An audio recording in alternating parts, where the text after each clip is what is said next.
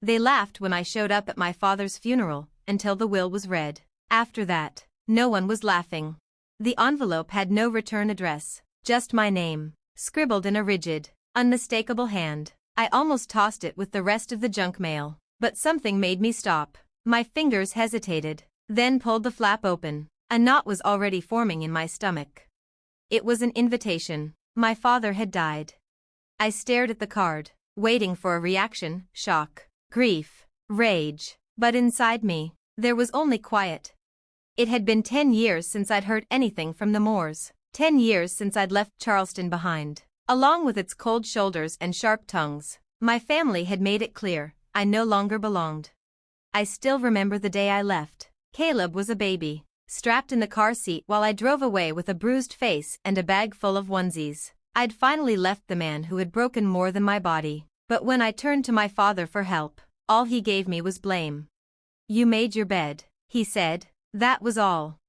But I didn't collapse. I carved out a quiet life in Savannah, found work at the library, built a safe space for my son, read him to sleep, healed in small, quiet ways. My father never called, never apologized, but I still sent money, month after month, through old Mr. Gerald next door. I never told Caleb, never told anyone. Now here I was, holding this letter and wondering, why now? Why call back the daughter you abandoned? Caleb must have seen my expression because he came over and asked softly, "Are you going?" I didn't answer. My throat closed up. I just stared at the crisp, white card. He added, "Maybe it's not just a will, Mom. Maybe there's something else." I looked at him, my son, my constant, and felt something shift inside me. I didn't know what I would find, but I knew this, if there was anything left unsaid, I needed to hear it. So I packed a bag and prepared to face a place I swore I'd never return to. The chapel was smaller than I remembered. Wooden beams overhead, stained glass dulled by a dreary Charleston sky. The room felt heavy, thick with the perfume of old grudges. I walked in with Caleb by my side, his hand tight in mine. Every head turned. Whispers stirred like dry leaves. Some stared openly, others looked right through me. And then I saw them. Lindsay and Mark stood near the pulpit, perfectly dressed in grief, not a hair out of place, not a tear unscripted. Lindsay's eyes met mine, surprise flickered, followed by a slow, smug smile. "Well," she said, voice pitched just enough for others to hear, "looks like the lost daughters sniffing around for money." Mark gave a low chuckle, but his stare was cold, the same disapproving gaze I'd grown up with. I didn't reply, just kept walking, head high, back straight. Everything in me wanted to run, but I made it to the far end of the last pew, out of reach, out of sight. I hadn't come for them. I hadn't come for revenge. I'd come to say goodbye. Caleb sat close, his hand trembling. I leaned over and whispered, "We're just sitting, that's all." But we both knew it was more than that. At the front, the preacher cleared his throat. The service began, hollow prayers, half-hearted memories, nothing personal, nothing real. My name was never spoken, no one acknowledged me. They skipped from childhood tales to praising Lindsay's loyalty, Mark's occasional visits. I sat invisible in the shadows, grieving in silence. The story was polished, curated, just like everything else my father ever touched. He died the way he lived, with a version of events that conveniently left me out. Caleb leaned into me, his head resting on my shoulder. Still and silent, I stared straight ahead, while my ears caught every hushed whisper, every tissue-muffled laugh. I didn't cry, not because I didn't want to, but because those tears had long since run dry. When the service ended, people drifted out in clumps. Some passed me without so much as a glance. One cousin gave a curt nod and quickly looked away. Lindsay swept by like I was a smudge on the aisle carpet. Mark paused, only for a second. "Didn't expect you to show," he muttered, his voice low and sharp. I met his stare evenly. Neither did I. He gave a crooked grin. "Don't get used to it. This isn't your scene anymore." And then he was gone. I sat frozen in that pew, Caleb still pressed to my side. Our hands knotted together like they were holding us in place. They didn't realize I wasn't there to be part of the tale. I was there to end it. The Moore house looked untouched by time, white columns still standing proud, red brick still clean, ivy still creeping like it owned the place, but crossing that threshold after a decade felt like stepping into a crypt. Cold, lifeless, quiet in the wrong ways. Inside, the crowd had already begun to form relatives, familiar neighbors, a few stiff-faced business types. I recognized most of them, even if they pretended not to recognize me. Their voices dropped the moment I entered. I felt every sidelong glance like a needle to the skin. Lindsay stood by the fireplace, swirling wine in a cut-glass goblet like she was hosting a gala, not grieving a parent. Mark lounged next to her, wine of his own in hand, his posture relaxed to the point of disrespect. The moment they spotted me, Mark's lips curled. "This should be quick," he said loudly. "She was written out a long time ago." A few nervous chuckles broke the silence. Others avoided my eyes entirely, shifting their focus to invisible specks on the wallpaper. I didn't respond. I didn't need to. I kept my coat on, even with the fire burning. Caleb held my hand tight, his eyes darting around the room, absorbing every glance, every loaded silence. Kids like him know how to read a room, especially when they've grown up in the aftermath of hard truths. We found seats near the back, far from the hearth and its staged warmth. I scanned the walls, lined with framed memories. Lindsay's graduation, Mark on a yacht, sun-drenched vacations with everyone smiling. Not a single photo of me. Not one. It didn't hurt. Not anymore. It just confirmed what I already knew. My absence wasn't an accident. It was a decision. Lindsay's gaze met mine, and she smiled. Not the kind that welcomes, the kind that warns. "Sit where you like, Rachel," she said, faux sweetness dripping from every syllable. "Just don't expect a rewrite." I didn't bite. I gave her nothing. Caleb looked up at me with those sharp, steady eyes. He wasn't scared. He wasn't confused. He was waiting, like he could sense something unfinished. And in that moment, I believed him. The murmur in the room died the second the front door creaked open again. Thomas Dawson walked in, briefcase in one hand, a small cedar box tucked carefully under the other arm. Same tailored gray suit, same calm expression that said he knew exactly what kind of powder keg he was stepping into. Lindsay didn't flinch. Mark barely glanced up. "Thank you for coming, Mr. Dawson said, his voice calm but firm. "As per Mr. Moore's final instructions, we'll begin with a video message before proceeding with the formal reading of the will." The air shifted, tensed like a held breath. "A video?" Lindsay said, rolling her eyes. "Why, we all know what it says." Mark smirked. "Let's not drag this out." But something in Dawson's expression told me it wouldn't be that simple. "Some of us have flights," Lindsay muttered, impatient. Mr. Dawson didn't blink. He walked past her calmly, set the cedar box gently on the coffee table by the fireplace, and unlatched his briefcase with deliberate, measured clicks. "Your father gave clear instructions," he said, voice like steel beneath velvet. "This recording is to be played before any documents are reviewed." Lindsay sighed theatrically. Mark muttered something crude, barely audible. Around them, a few cousins leaned in, curiosity winning over etiquette. I stayed still, but beside me, Caleb sat up straighter, his spine lifting as though he felt the gravity in the air shift. His grip on my hand loosened, not out of fear, but in anticipation. I looked down and saw his face lit with something quiet and rare, hope. He didn't speak. He didn't have to. That feeling radiated off him like warmth in winter. He knew something was coming, something that mattered. The screen flickered twice before resolving into clarity. A low buzz filled the air like a held breath. And then, he appeared. My father. He looked older than the version frozen in my memory. His frame had shrunk. His shoulders sagged beneath the invisible weight of years. His eyes, once pinched with authority, now wore something more fragile, something like regret.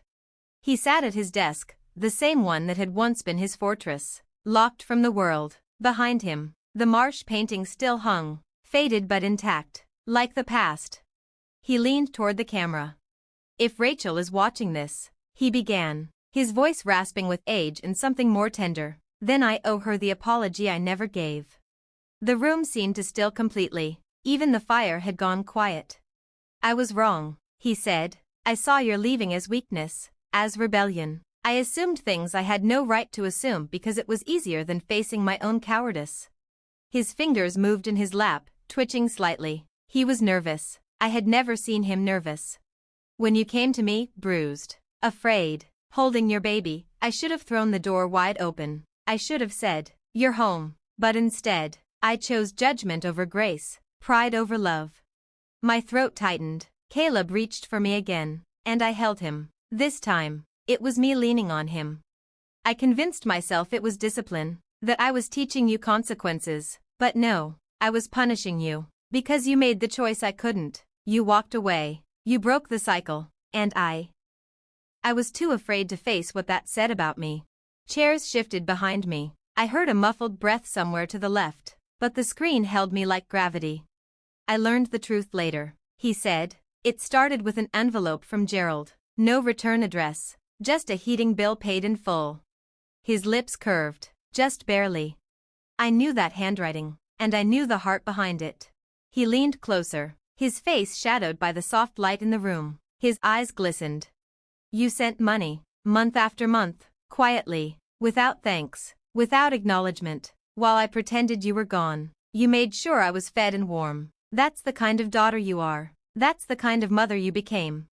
I couldn't stop the tears this time. They came soft and silent, streaking hot down my cheeks. I heard about the life you built, he said. About the little boy who asks smart questions and reads big books. About the quiet job in the library. About the calm you fought so hard to create. His eyes flicked with light. You did everything I failed to do. You protected your child. You broke the chain. You chose better. He breathed in deep, exhaled slowly. I've rewritten the will. The room flinched, gasps, whispers, a soft thud as someone's glass hit the table too hard. They don't know it yet, he added, but they will. Lindsay sat up rigid, her eyes sharp with disbelief. Mark's mouth tightened, jaw pulsing with tension. Caleb turned toward me. He didn't say a word. He didn't need to. I barely heard them. All I ever wanted was to be proud of my children, my father said, and I am, of you, of the woman you became when I wasn't looking. The screen dimmed for a moment, then flickered once more. Tell Caleb thank you, he said softly, for giving me one last chance to be a father, even if it was from a distance. And then everything went black. A silence followed, thicker than grief, deeper than shock. No one moved, but for the first time in 10 years, I heard my father clearly. The murmurs started before the screen had fully cooled. Confusion, outrage, denial. Mr. Dawson didn't wait. He adjusted his glasses, opened his leather folder, and began reading with quiet finality. The video was to provide context. Now, as per Mr. Moore's revised, notarized, and legally binding last will and testament, I will read the final allocations.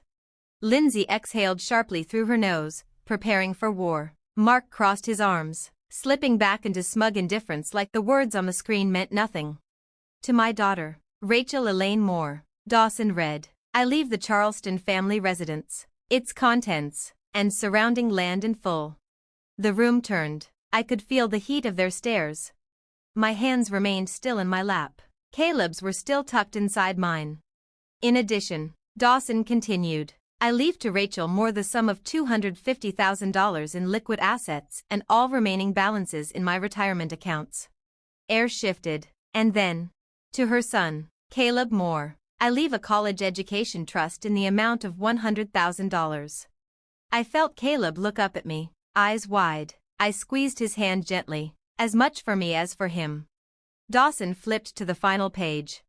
To my son, Mark, and to my daughter, Lindsay, he read, I leave the following, a collection of family photo albums, my old military compass, and the Bible given to me by my mother when I turned 18. Gasps, sharp, uncontrolled. Lindsay shot to her feet. What? She spat. That's not possible. There is no mistake, Dawson replied coolly. Your father amended the will 2 years ago. It was properly witnessed, notarized, and registered. Mark stood next. He was sick, confused. You can't be serious. He was of sound mind, Dawson said, snapping the folder closed, and he knew exactly what he was doing. He lifted a separate slip of paper. He left this note to be read aloud. He cleared his throat and read, Let them remember who showed up when it mattered. Let them remember who stayed quiet but never stopped loving. This house should belong to the one person who never asked for anything, and gave anyway. Lindsay turned and stormed out. Mark followed a beat later, disbelief dragging behind him like smoke. I didn't move. Not because I was stunned, but because, for the first time in a decade, I didn't feel invisible. I felt chosen.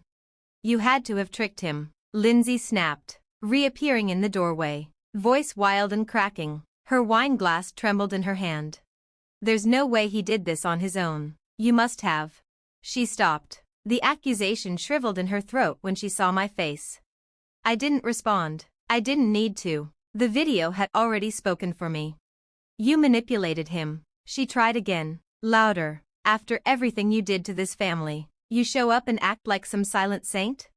Caleb flinched. I rested a hand on his shoulder. Not because he needed protection, but because I needed to remind myself that I was here, solid, whole. Mark stepped forward now, voice low and venomous. We'll contest it. He wasn't thinking straight. Dawson didn't blink. The will was amended long before his decline. There is no case. Mark's mouth opened, then closed again when he saw Dawson's stare. Decades of courtroom patience had burned down to zero. Cousins slipped quietly out the side doors, their eyes darting away from mine, not in hatred this time, but something closer to guilt. Or shame. Lindsay dropped into a chair, her breathing uneven, her hands trembled as she set down her glass too hard on the sideboard. This is a joke, she muttered. It's a goddamn joke. And then she left. Mark followed, jaw clenched so tight it looked like pain. And just like that, they were gone. They thought they'd buried me a decade ago. But I was still here. And now they were the ones leaving. The room quieted, not with tension, but with something closer to peace, like the dust had finally settled. Caleb stayed beside me, his hand still in mine. He hadn't let go. I rose slowly and walked across the room toward the bay window. The old leather chair was still there, faded, creased, worn into the shape of the man who'd once ruled from it. I ran my fingers across the top edge. Goodbye, Dad, I whispered. I forgive you. The words didn't catch. They landed, clean and steady, like they'd always known where they belonged. Behind me, Caleb stayed quiet. The fireplace crackled gently. Warm light brushed across the floorboards, the family photos, the air itself. Everything felt softer now, not empty, just settled. I turned to take in the room one last time. It didn't feel like a house that had turned its back on me. It felt like a home that had finally exhaled. Weeks later, the quiet felt different. Not hollow, not broken, just restored. Caleb had claimed the sunroom. Every morning, he filled it with birds, cardinals, finches, wrens, his drawings pinned to the walls, the windowsills, the fridge. His laughter sometimes echoed down the halls, soft and bright, echoing in the places that once ached. One morning, a letter arrived in a plain white envelope. No return address, but I knew the handwriting. Gerald Adams. I opened it slowly. Rachel. The day he realized it was you. I'd never seen your father look so small. He carried that truth with him until the end. I folded the letter and stepped onto the porch. Caleb sat on the steps, sketchpad in his lap, tongue caught between his teeth as he shaded the wings of a hawk. I looked out over the yard, the oak trees swaying gently in the breeze. He saw me in the end, I said aloud, to no one and everyone.